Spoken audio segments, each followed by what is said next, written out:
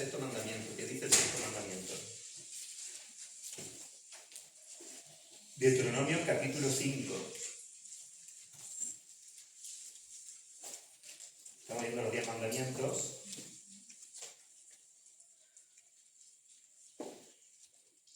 Y el sexto mandamiento dice: no matarás. Ahí nos quedamos. Hemos visto que todos nosotros, hermanos, hemos sido creados a imagen y semejanza de Dios. No importa si nosotros somos o no somos hijos de Dios en este sentido. Quiero aclararlo nuevamente. Toda persona, el que cree en Alá, el que cree en Buda, el que cree en las estrellas y piensa que su destino está marcado porque Tauro se ha puesto en línea recta con Libra y Libra la línea del ojo Tauro, ¿de acuerdo? Y cree que debido a eso mañana va a salir a encontrar trabajo. Es que toda persona, independientemente de su creencia, toda persona, independientemente si es atea o no, toda persona, repito, ha sido creada a imagen y semejanza de Dios. Por lo tanto, la vida es totalmente un regalo de Dios y algo valiosísimo. De hecho, es lo que después de Cristo es lo más valioso, porque la vida nos la ha dado Él. Él nos ha dado la vida. Él la diseñó, Él la creó, Él la formó. Tú puedes creer un montón de otras cosas. La realidad es que un día te vas a encontrar con el Señor y te vas a dar cuenta de esto. Así que la vida es totalmente digna, ¿de acuerdo? Y el valor del ser humano radica intrínsecamente en que ha sido creado a imagen y semejanza de Dios. Por lo tanto, toda persona es digna del máximo respeto y la vida de toda persona es digna del máximo respeto y cuidado. Partimos de ahí, de que la vida es algo que Dios ha dado. Y dijimos que había muchas maneras de matar, que no simplemente sacar un arma y disparar a alguien o tirarlo por un acantilado o hacerle caer un pierno de 400 kilos, ¿no? Sino que había muchas otras maneras también de matar. Y la que vamos a estar viendo hoy es, podemos matar como un sacrificio. Y aquí vamos a entrar en un tema delicado. No es una conferencia acerca de esto, pero creo que como iglesia tenemos que tocarlo, ¿de acuerdo? Y vamos a hablar acerca de los sacrificios que hoy se hacen en el altar de otros ídolos que no son visibles, pero que están ahí. Así que vamos a orar. Señor, gracias por este día, que tú lo creaste.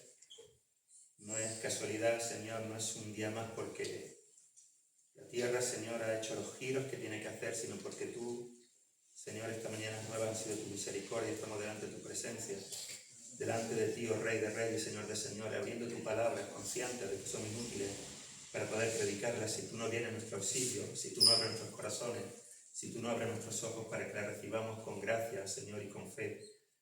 Señor, yo te pido que tú hagas esto en nosotros en esta tarde, y que tu palabra traspase, Señor, nuestro corazón, y que tu Espíritu Santo, el cual es Dios, hable en nuestras vidas por tu bendita palabra. Santifícanos en ella, Señor. Te lo ruego en el bendito nombre de Jesús. Amén. Me gustaría que me acompañase al libro del profeta que tuvo una visión junto al río Quebar. No que tuvo una visión junto a un bar con un kebab, sino que tuvo una visión junto al río Quebar. El profeta que tuvo una visión junto al río Quebar. Os he puesto en un problemilla, ¿eh? ¿A que sí? Venga, va. No soy tan duro. Profeta Ezequiel. Profeta Ezequiel. Este pastor siempre aprovecha, ¿verdad?, para examinar. Ezequiel. Estando yo junto al río, tuve visiones de Dios. Capítulo 1. Pero nosotros vamos al capítulo 16, versículos 20 y 21. Ezequiel, capítulo 16, versículos 20 y 21. Seguro que a partir de hoy os vaya a notar eso. Cada vez que el pastor diga el profeta junto al río que va, Ezequiel. Capítulo 16, versículos 20 y 21. Dice así: mirad, esto es Dios hablando a su pueblo, a Israel, para que veamos cómo un pueblo se puede degradar tanto. Y esto es una de las cosas que tenemos que aprender acerca del pueblo de Israel y de los 10 mandamientos. Porque cuando se dan los 10 mandamientos, por primera vez en el libro de Éxodo, tenemos a un pueblo totalmente preparado para cumplir grandes cosas. Y cuando volvemos a leer los 10 mandamientos en Deuteronomio capítulo 5, que nosotros estamos viendo, ya hemos experimentado el fracaso de una generación, que es toda la que murió en el desierto. Así que nosotros podemos ver las maravillas de Dios y podemos escuchar acerca de Dios e incluso ser testigos de los grandes hechos de Dios y corrompernos hasta lo máximo. Porque lo que trae la bendición, y a lo largo de la Escritura, esto se repite una y otra vez, y esto no lo vamos a cambiar, y podemos mirarlo desde todos los ángulos, pero lo que trae la bendición es la obediencia. Lo que trae la bendición no es la religiosidad. Dios no te bendice porque estés aquí. ¿Entienden esto? Dios te bendice porque tú estás aquí por obediencia y por amor a Él. Eso es lo que Dios bendice. Desde Génesis hasta Apocalipsis, lo que la Biblia nos dice es que Dios bendice la obediencia y la desobediencia trae consecuencias. Siempre. Mira lo que dice Dios a través de su profeta a su pueblo. Dios, por medio de su profeta, a su pueblo. Además de esto, es decir, además de todo lo que le viene diciendo anteriormente, tomaste tus hijos y tus hijas que habías dado a luz para mí. ¿Para quién? Para Dios. ¿De quiénes son los hijos? ¿Qué hace Dios cuando nos concede los hijos? Los bendice. ¿Y qué más hace? No lo presta. Ahí tenéis para guiarlos a mí. Dios nos da hijos para su gloria. Son suyos. Nosotros pensamos que son nuestros. Y que podemos hacer con ellos lo que queramos. Pero un día el Señor nos va a preguntar ¿qué habéis hecho con mis hijos que yo os di? Pero que son suyos. Y esto debería darnos temor y temblor. Tomaste tus hijos y tus hijas que habías dado a luz para mí y los sacrificaste a ellas para que fuesen consumidos. ¿Eran poca cosa tus fornicaciones para que degollases también a mis hijos y los ofrecieras a aquellas imágenes como ofrenda que el fuego consumía? Es brutal este versículo.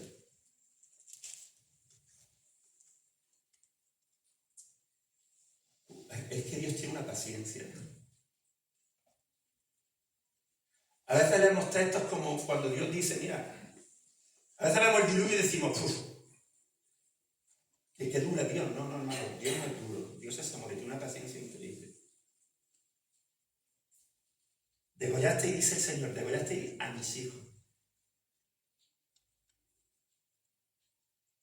Y eso lo estaban haciendo de manera continua. Y aún así el Señor enviaba a sus profetas para que su pueblo se arrepintiese.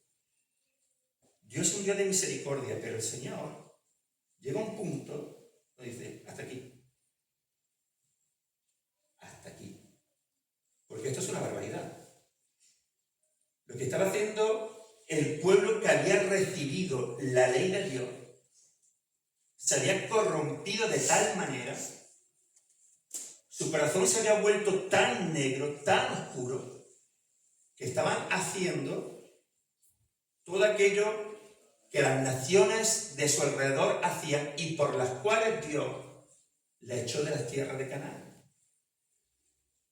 Porque Dios le dice a Abraham, cuando le promete que de él va a hacer multitudes y que su descendencia heredará la tierra de Canaán, la tierra prometida, dice, porque la maldad de estos pueblos ya ha llegado al borde de la copa.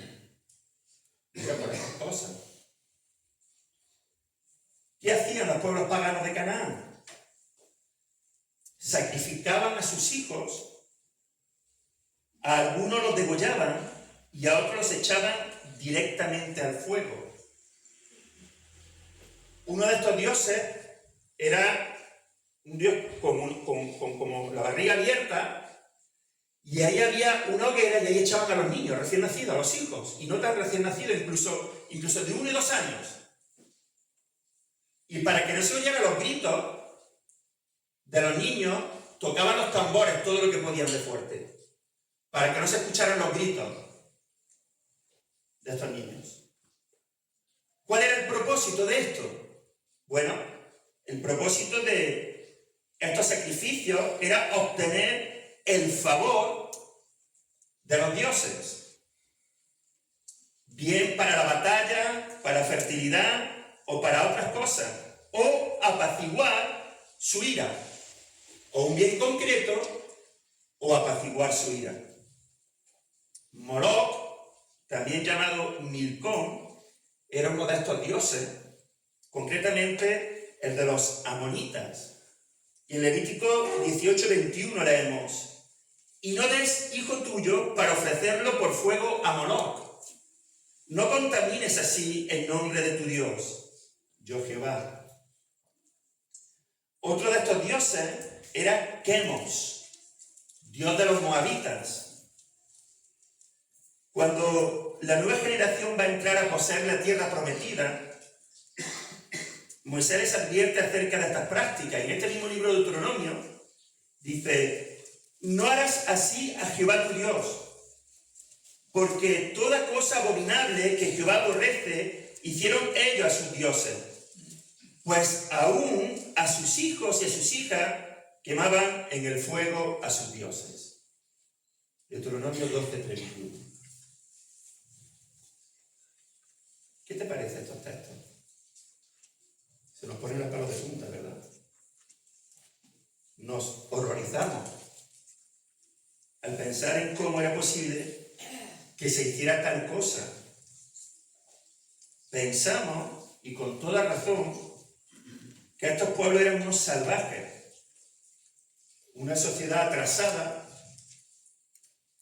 sin civilizar, sumida en supersticiones religiosas y en el oscurantismo, sin respeto alguno por la vida. Un pueblo que mata a sus propios hijos en el altar de sus ídolos para obtener algo de ellos. Así. Voy a dejarme que os dé unos datos.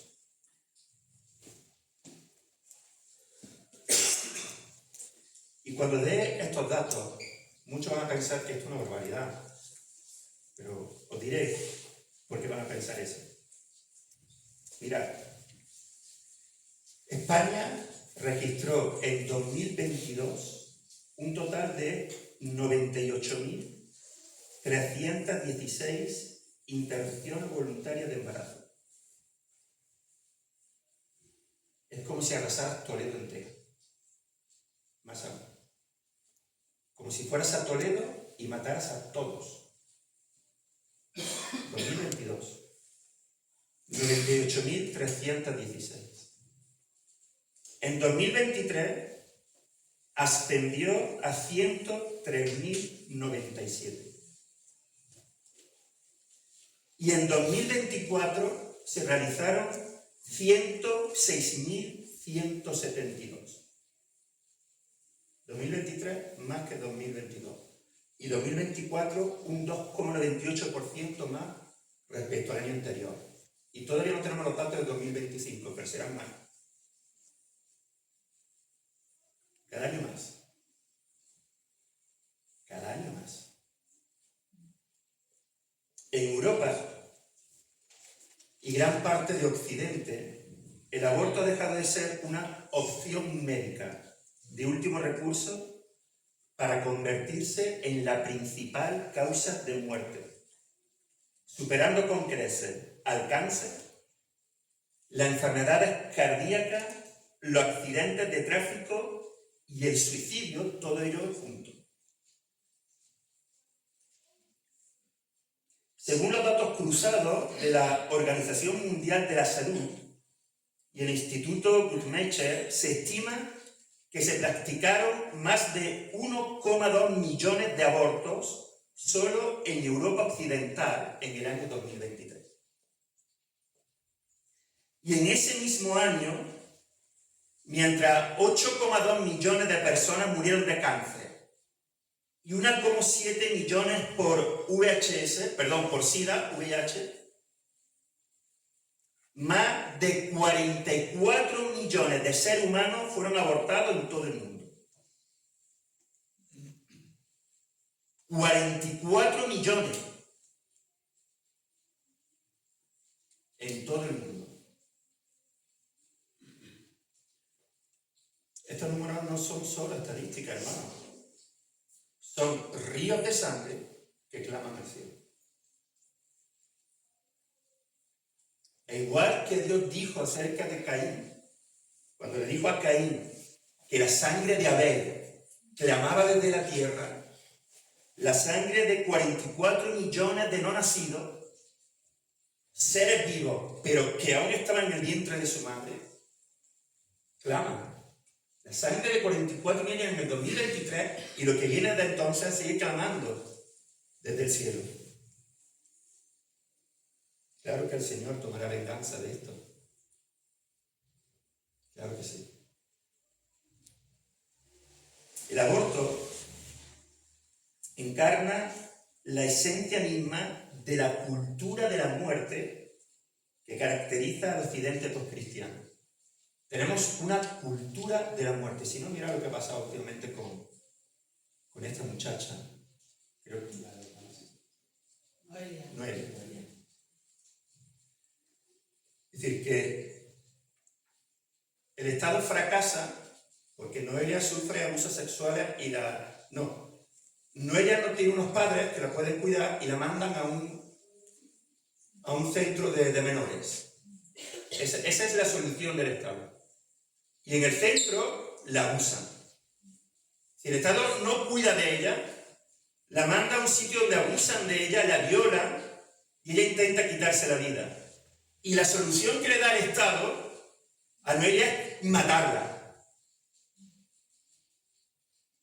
Y el mismo Estado la mete en un problema, no la cuida y luego la solución que le da es mátate. Y ahora todos gritan, es que ella tiene derecho a decidir. Es el fracaso de una nación entera esto, hermano. Es el fracaso de todos nosotros. No haberle dado a esa chiquilla, a esa mujer, a esa chica, algo para que se agarrara. Lo mejor es, porque nos jactamos y nos enorgullecemos de decir, cada uno tiene derecho a elegir su propio, aunque su mente esté enferma, ¿eh? Es curioso esto, que no damos un carnet de conducir a una mente que está enferma, pero sí la dejamos que se quite la vida. Jorín, qué curioso. Yo puedo ir a un abogado y decir de mi padre que su mente está mal y que no tiene capacidad para decidir, pero sí puedo decirle a una mente que estaba mal, que estaba destrozada, sí puedo decirle que puede decidir para que se mate. ¿Qué cara madura tenemos?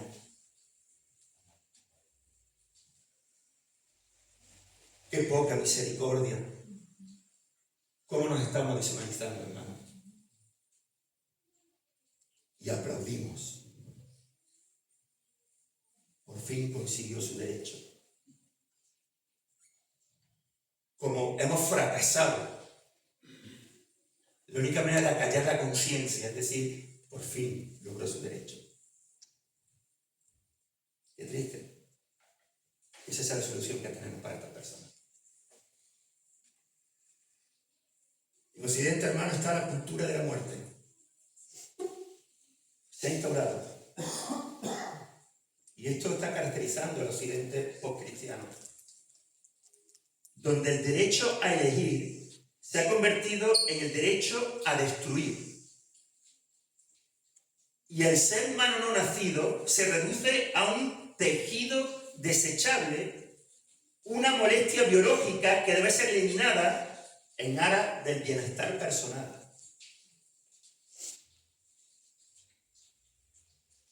Y ahora muchos pensarán, hombre, pastor, es una barbaridad, ¿no?, lo que estás comparando.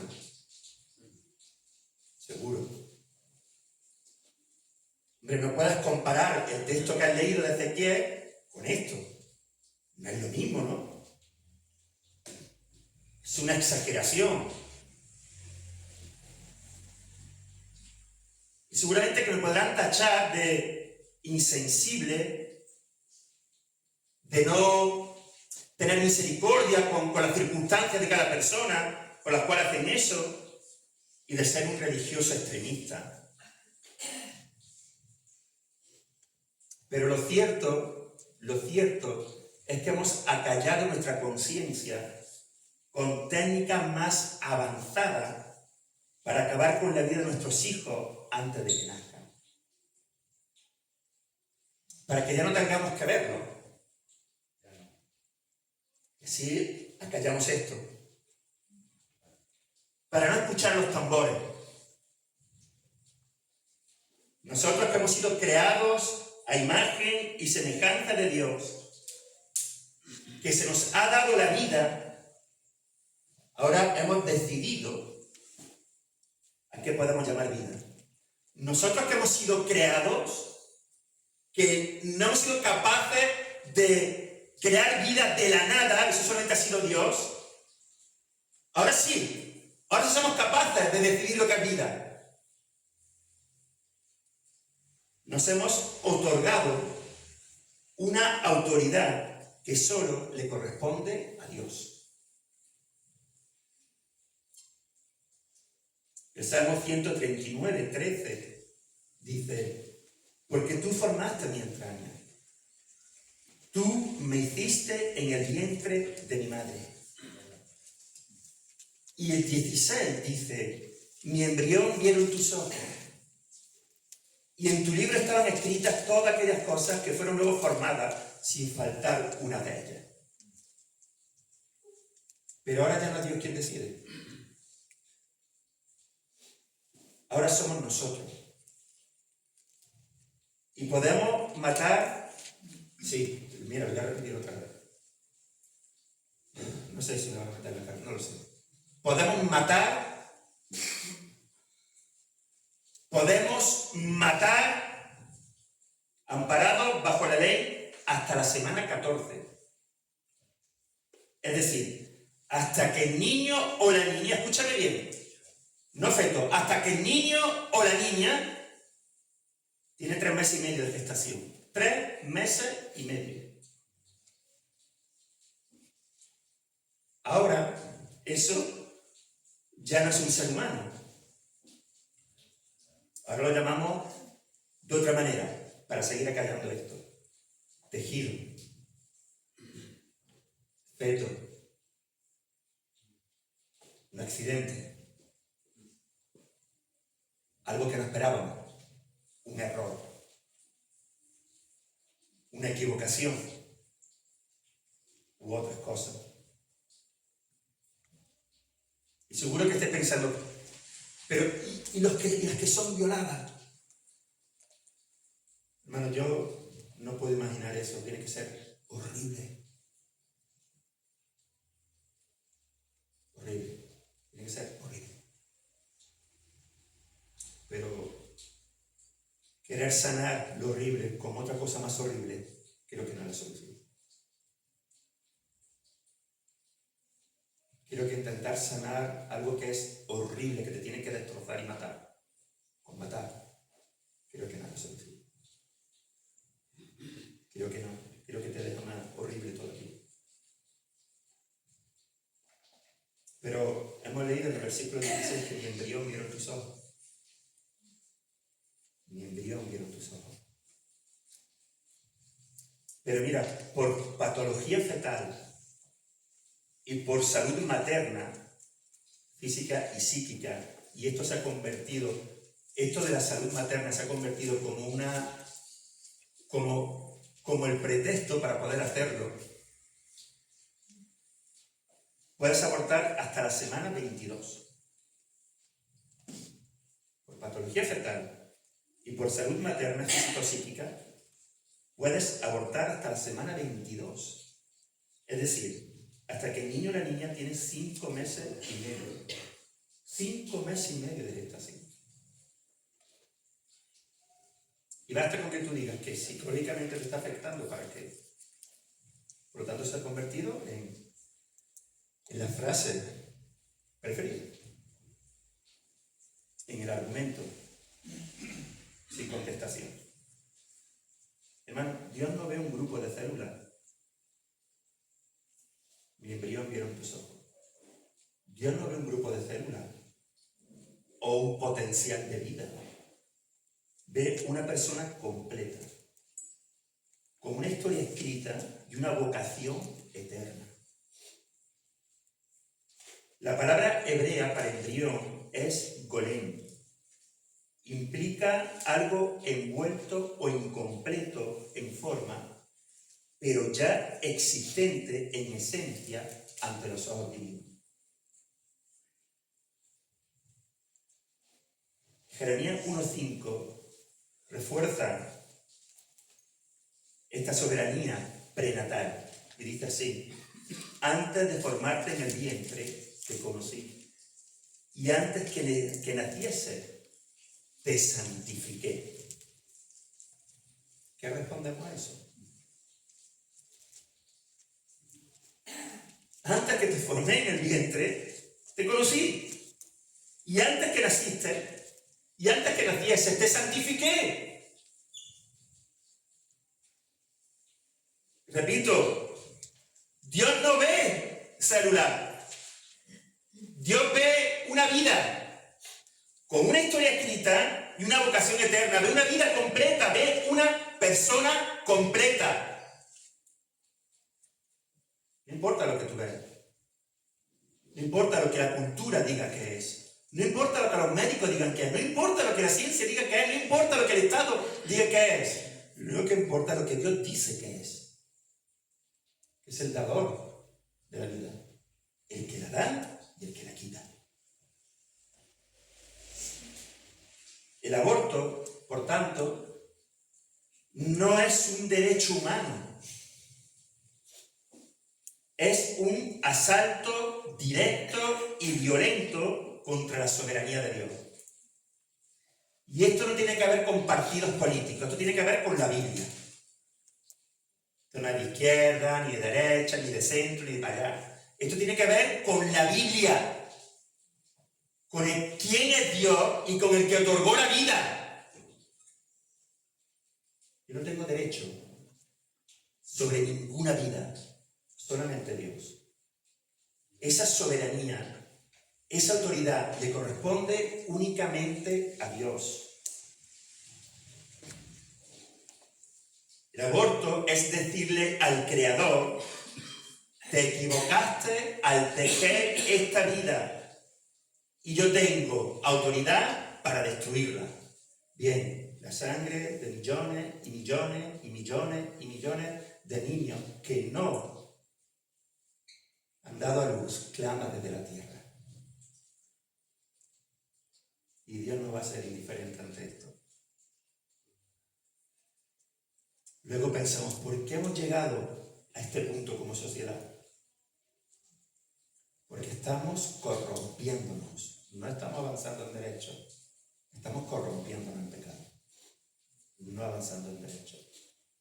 Por eso el profeta Isaías nos advirtió con un ay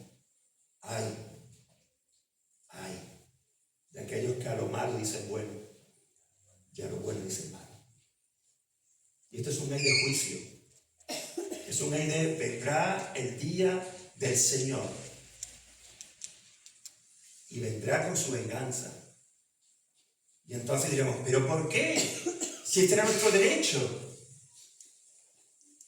Dios no ha dado derecho a nadie sobre decidir sobre la vida de otro, para quitar vida.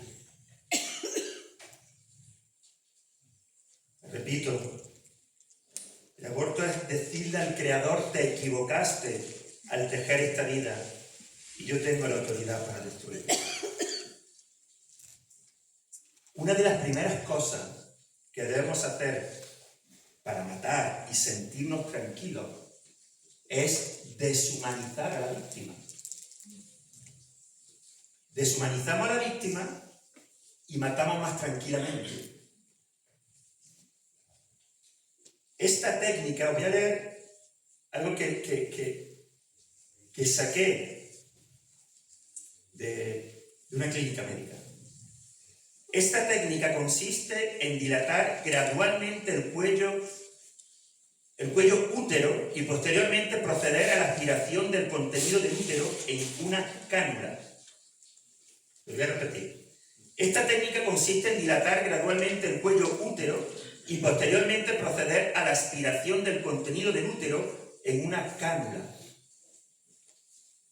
Esta es la definición que se le da a la técnica de dilatación y aspiración para abortar. Mira el detalle, hermano. Mira el detalle. Se procede a la aspiración del contenido del útero. Claro, es mejor definirlo así.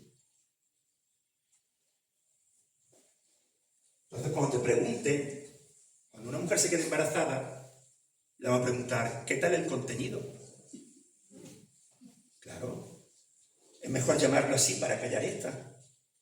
Es mejor presentarlo así para que la conciencia, que es lo que Dios ha puesto en ti, para que te dé la señal de peligro porque está haciendo algo malo, porque la conciencia es algo que Dios ha depositado en cada ser vivo, en cada uno de nosotros, como aquello que nos limita. Pero si yo aplasto, reviento y le pego un tiro a mi conciencia llamando a las cosas de otra manera para que la asimile, yo no me siento culpable porque esto es un contenido. Así que lo primero que tengo que hacer es deshumanizar a la víctima. No es un ser humano, es el contenido. Claro, de un contenido me puedes hacer tranquilamente.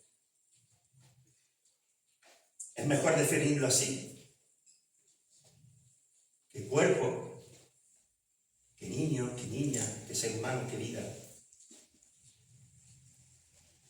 Estoy simplemente vaciando. Porque cuando lo defino así, estoy simplemente vaciando, no acabando con una vida. Simplemente deshaciéndome de un contenido. Otra técnica, y esto, hermanos, no quiero poneros más cuerpo, lo que quiero es que seamos realistas de lo que ocurre. Porque mirad, nosotros como iglesia no podemos mirar para otro lado. Lo siento, pero no. Nosotros no podemos, es que no podemos mirar para otro lado, es que el Señor nos ha puesto en medio de este mundo para ser luz. Nosotros no podemos salvar a nadie, luz que salva a Cristo. Nosotros no somos salvadores de nadie, pero luz sí tenemos que ser. Y esto es oscuridad. Y nosotros tenemos que levantar la voz. Porque para eso somos el pueblo de Dios. No podemos escondernos, no podemos ponernos debajo de una mesa. Otra técnica es D y C, es decir, dilatación y curetaje. El cuello uterino se dilata, se agranda, y se introduce una alegra o cureta, instrumento en forma de cuchara en el útero para extraer tejido. ¿Te imaginas eso? Es raspar. Y para extraer tejido, tampoco se le llaman vida, para extraer tejido. Otra técnica es la inyección salina. Este método se utiliza solamente después de las 16 semanas. 16 semanas. El líquido amniótico que protege al feto es extraído y se inyecta en su lugar una solución salina concentrada. El feto ingiere esta solución, el niño, la niña, el ser vivo. Mi embrión vieron tus ojos, la vida que Dios ha creado, que conoció desde antes de que estuviese en el vientre. ingiere esta solución que le produce la muerte por envenenamiento, deshidratación, hemorragia del cerebro y de otros órganos y convulsiones. Esta solución salina produce graves quemaduras en la piel del niño o la niña. 1 hora más tarde, la madre comienza un parto prematuro y da a luz.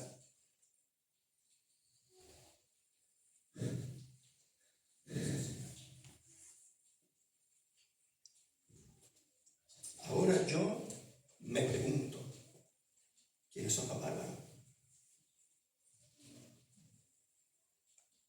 ¿Los paganos de Quemos y de Milcó? ¿Quiénes son los bárbaros?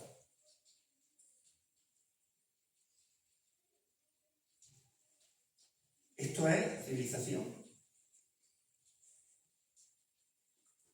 Esto es avance social. Esto es derechos de la mujer. Esto, es decir, estudiar para ver de qué manera somos más eficaces en matar al que todavía no ha nacido.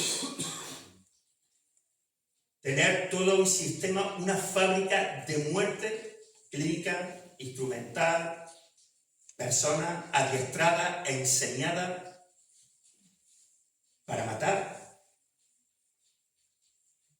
Esto es avance social. ¿Cómo nos han lavado el cerebro?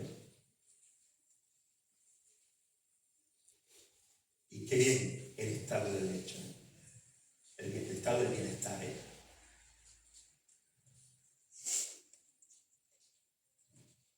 Ahora sí,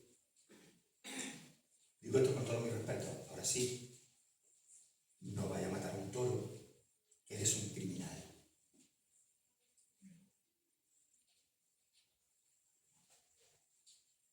Y vamos a animar y vamos a proteger todo lo que podamos la vida de los animales.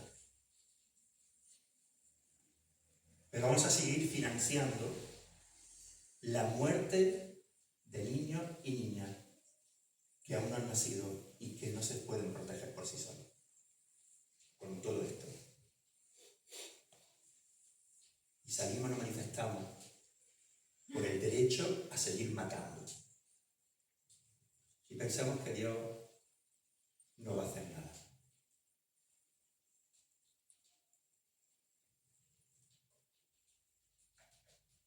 ¿Quiénes son los bárbaros, hermanos? Ahora nuestros ídolos son otros. Ya no se sacrifica a Moloch o a Quemos. Ahora los altares los protagonizan el sexo sin responsabilidad, el altar de la imagen física,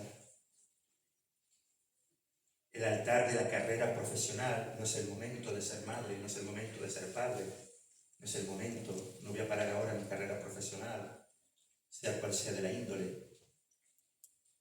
Embarazos no deseados debido a la promiscuidad, al sexo sin control y sin medida fuera del matrimonio, lo cual es fornicación y pecado.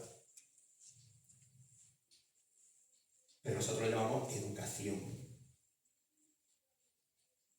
Educamos tanto y también a nuestros hijos, que decimos que tienen libertad sexual y que no se preocupen, que luego ya nosotros nos encargaremos de matar el error. Que por cierto es una vida.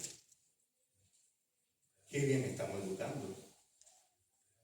Y pagamos a especialistas para que vayan por los institutos, por los colegios, a dar educación sexual, para callar las conciencias, deshumanizar los corazones, para volver a crear personas que piensen que podemos matar. Y que no engendro de una vida ha sido un error.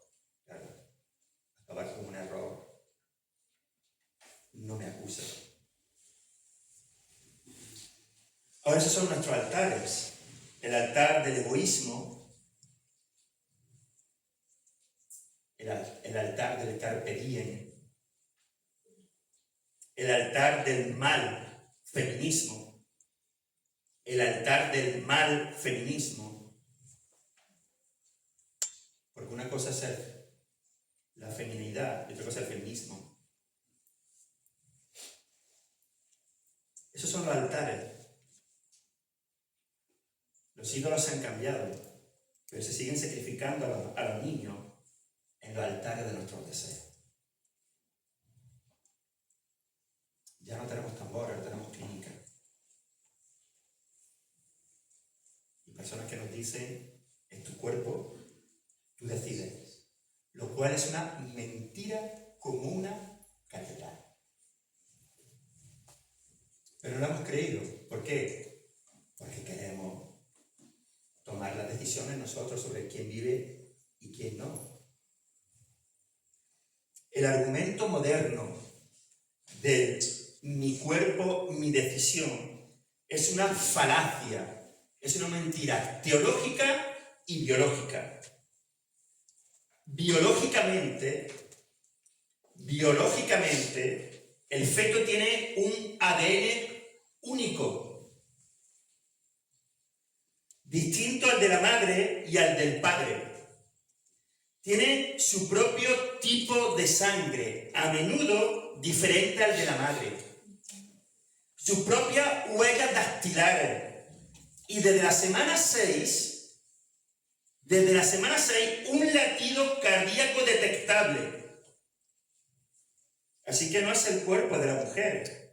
Es un cuerpo dentro del cuerpo de la mujer. Así que mi cuerpo, yo decido, mentira, egoísmo y asesinato. Ese es el nombre.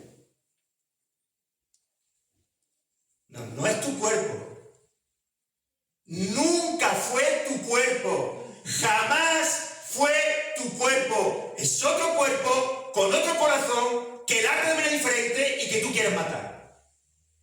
Es eso. Así que ya basta de mentira. Y de aplaudir la mentira. Y de manifestarse con mentiras. Porque no es tu cuerpo. Es otro.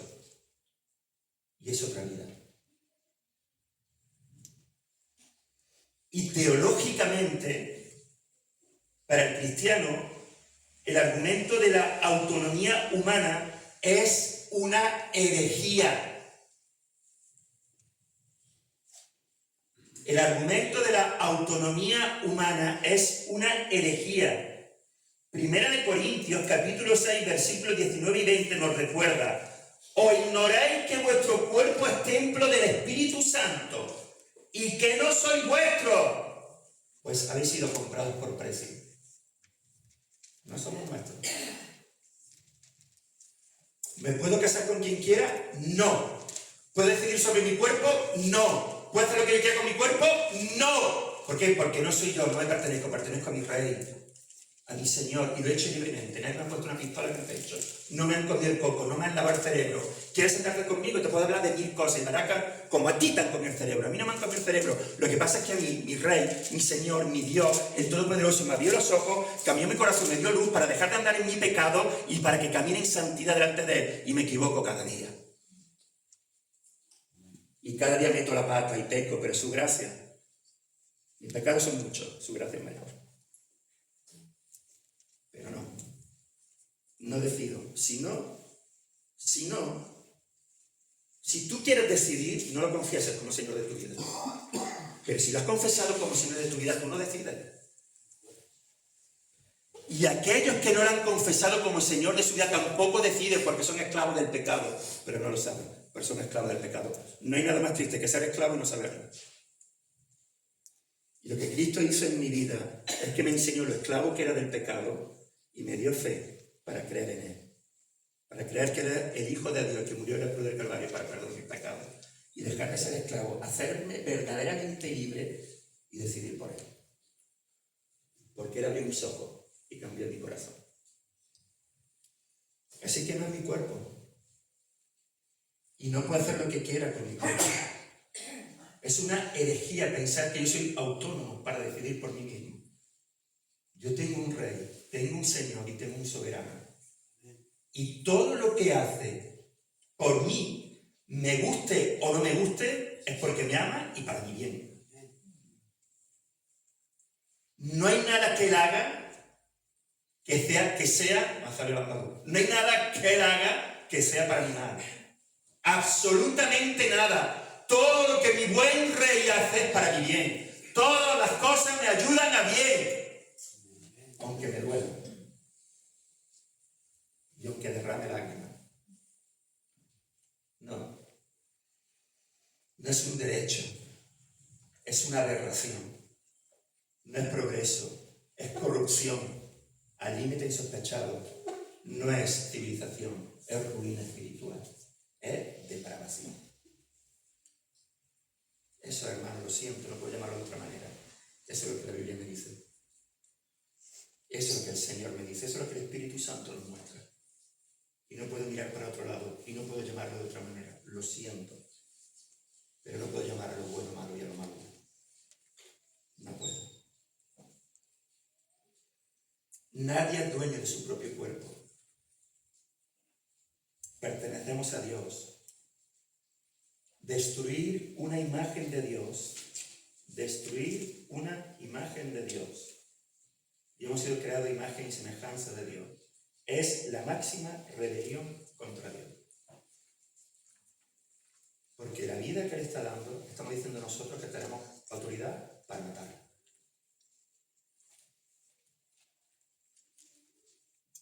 Dios le dice a su pueblo, cuando le nombra sus atrocidades, hay un versículo que dice, ¿no habría de vengarse de esto mi alma?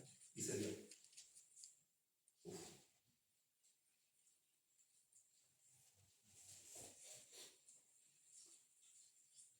A veces, hermanos, la ruina, cuando vienen a veces ruinas a nivel nacional sobre naciones, decimos, pero lo que está ocurriendo es que estamos pagando el precio de nuestro pecado.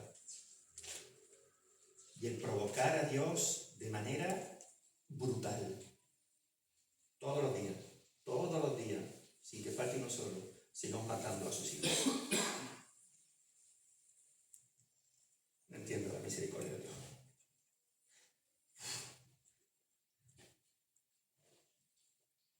Hermano, lo que es un milagro es que no haya mandado otro diluvio. Pero Él prometió que no más. Y en vez de eso mandó a su hijo. Lo que tenía que haber mandado es otro diluvio. Porque no merecemos pisar esta tierra que Él creó. Y para que podamos tener vida eterna mandó a su hijo. En vez de mandar lo que merecíamos, que era otro diluvio. Eso es gracia. Y nosotros persistimos.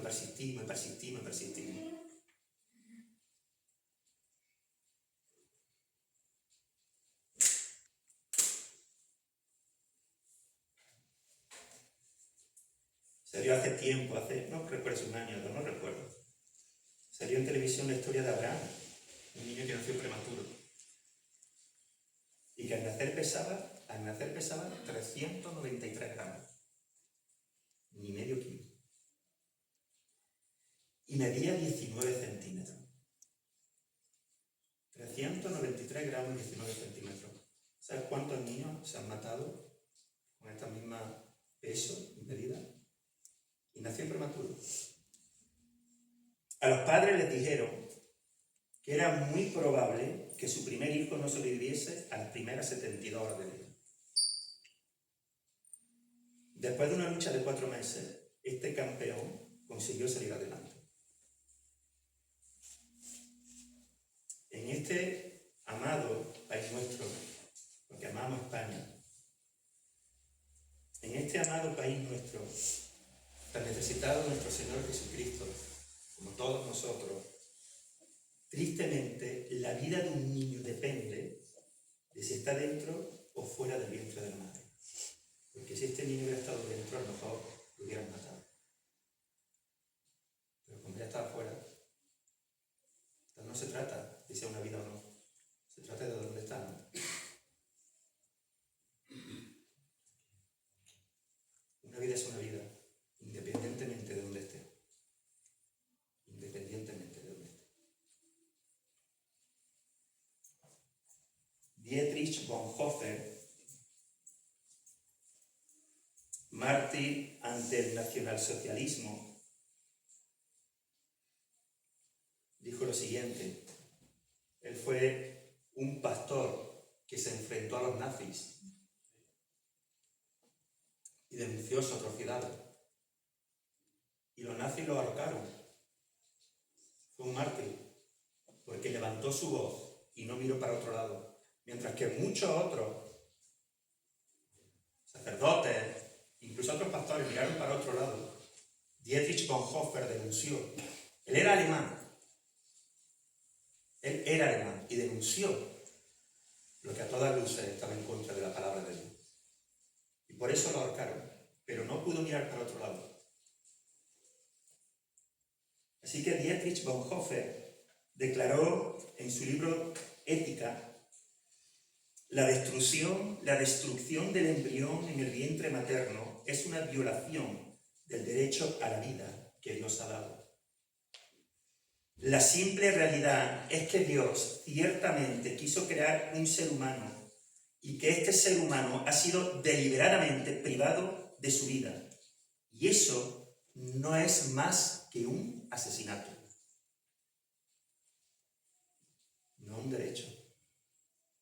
Es un asesinato.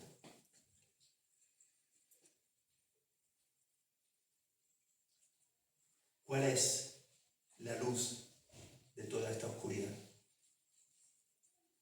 Aunque el aborto es un pecado atroz, no es el pecado imperdonable. Si tú has pasado por eso, o lo has pensado,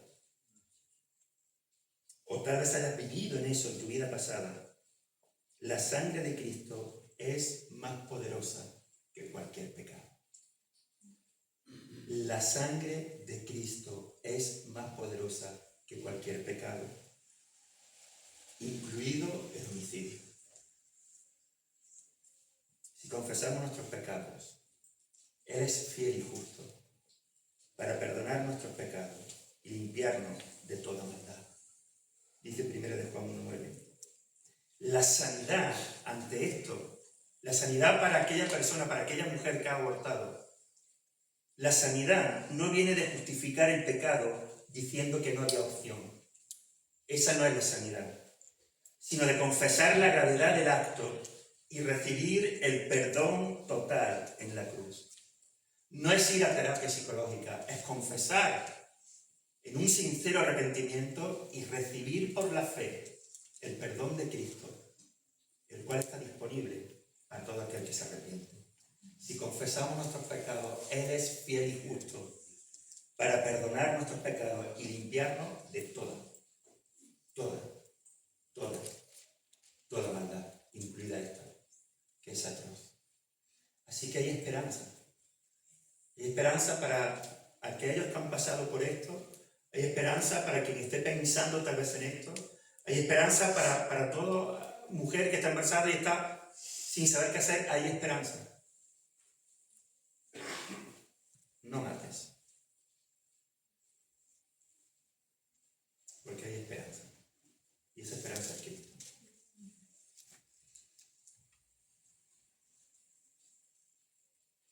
Hay más maneras de matar, pero lo dejamos aquí por esta tarde. Hermanos, no podemos, somos la iglesia del Señor Jesucristo, no podemos mirar para otro lado. No podemos callarnos. Si tienes a tu alrededor personas que están pensando en esto, aconseja y muéstrale el Evangelio. Porque mira, déjame que termine con esto. Quien aborta es la mujer, pero los que le aconsejan para que lo hagan son igual de criminales. Lo mismo. Porque muchas mujeres seguramente no se le ha dado otra opción. Más aún, se han visto presionadas e incluso amenazadas. Solas y muertas de miedo. Pero hay otra opción. Que es Cristo. Que es venir a sus pies. Así que el Señor dé sabiduría para poder ser luz cuando a nuestro alrededor ocurra algo de esto. Solo Dios puede dar la vida, solo Dios puede quitarla.